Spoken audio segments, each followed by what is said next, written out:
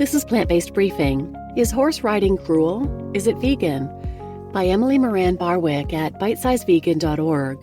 And I'm Marian Erickson, and this is the curated content plant-based podcast, where I narrate articles with permission in about 10 minutes or less every weekday on a variety of topics related to plant-based and vegan living.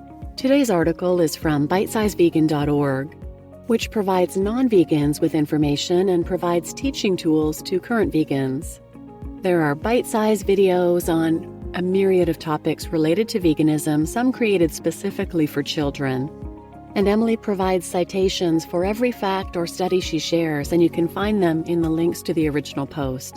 So now let's get to today's plant-based briefing. Is horse riding cruel? Is it vegan? By Emily Moran Barwick at bitesizevegan.org/horseriding. What's the vegan stance on horseback riding? Is riding horses cruel? This is quite the controversial topic and one I will be covering in an ongoing horse riding ethics series. For this initial look into horseback riding, I'm going to first address the question of whether riding horses is vegan before addressing whether it is cruel. As I said in my video about wool, veganism in general is about opposing the use of animals for our own personal gains in any form whatsoever. If we look at horseback riding, it's evident that horses do not need to be ridden. They seem to do very well for themselves in the wild without one of us atop them. Horseback riding solely benefits the rider and is thus a form of using animals for entertainment. Arguments in support of riding horses. This is not a popular stance, and there are several arguments as to how riding benefits the horse, one being that domesticated horses need the exercise. The most simple response to this is that domesticated dogs also need exercise, yet owners are somewhat able to provide this without mounting them. A second argument is that riding provides horses with an enriched environment. Again, this can as easily be achieved without someone atop them by walking a horse from the ground. A third argument is one that comes in many forms, but always starts with, "But my horse loves," and insert being ridden, going to shows, wearing a bridle, having a bit, running the barrels, and what have you. Arguments against riding horses. Perhaps there is a horse out there who genuinely loves to be ridden. It is still important to understand the impact of riding on a horse's body. What I'm going to cover is a cursory look into the impact of horseback riding on horses. I have links to additional resources at the foot of this post, and I urge you to reference those studies to delve deeper into this topic. The schedule of growth plate conversion to bone. Let's start with skeletal structure. There's a saying that a horse is ready to ride when their quote-unquote knees close. This refers to waiting until the growth plates just above the knee convert from cartilage to bone. Dr. Deb Bennett, in her article Time and Rate of Skeletal Maturation in Horses, states, "What people often don't realize is that there is a growth plate on either end of every bone behind the skull, and in the case of some bones, like the pelvis or vertebrae, which have many corners, there are multiple growth plates."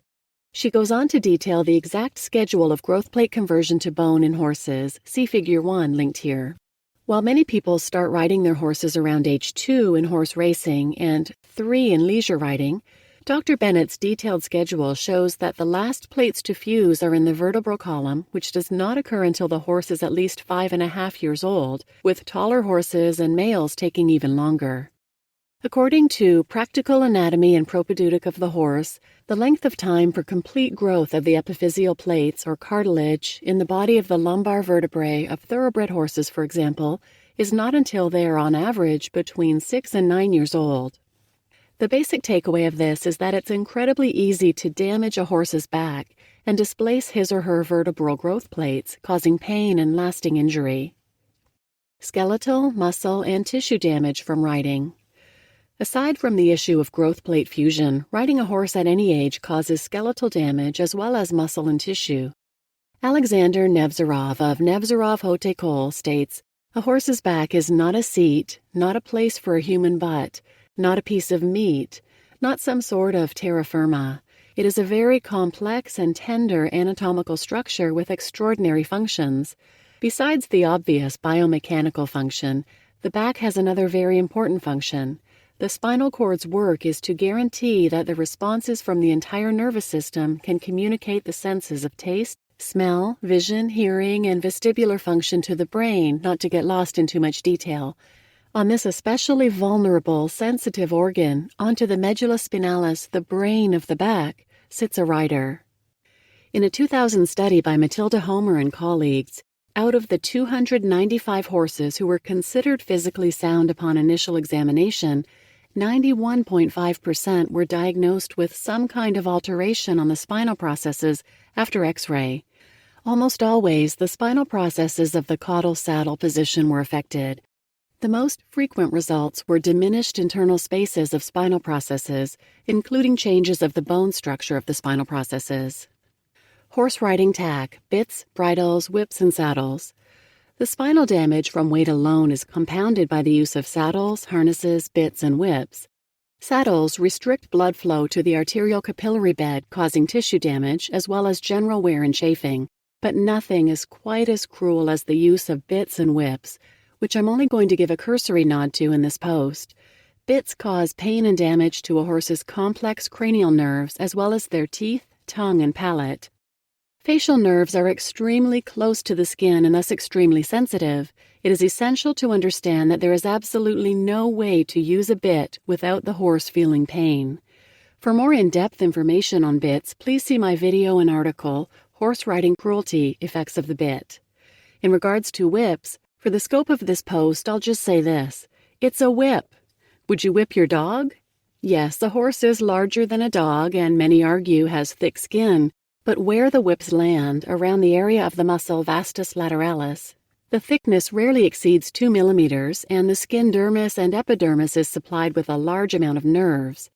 For more in-depth information on whips, please see my video and article, Horse Racing Exposed, From Cradle to Grave. In closing, now this is all just scraping the surface of the horse issue. I haven't even addressed the breaking of horses, horse racing, the rodeo, or other topics. Please see the Horse Ethics series for more topics. And if you find it hard to take my word given my lack of experience with horses, please see this interview with Renhurst, linked here, about her journey away from riding after trading and training horses professionally. You just listened to Is Horse Riding Cruel? Is It Vegan? By Emily Moran Barwick at bitesizevegan.org/horseriding. And I'm your host, Marian Erickson, and this is one of those vegan topics that surprised me because it had never occurred to me that it could possibly be cruel. I highly recommend watching the interview with Renhurst. You're going to get insight from an insider and learn a lot. So please share this episode with anyone who might benefit, and thanks for listening.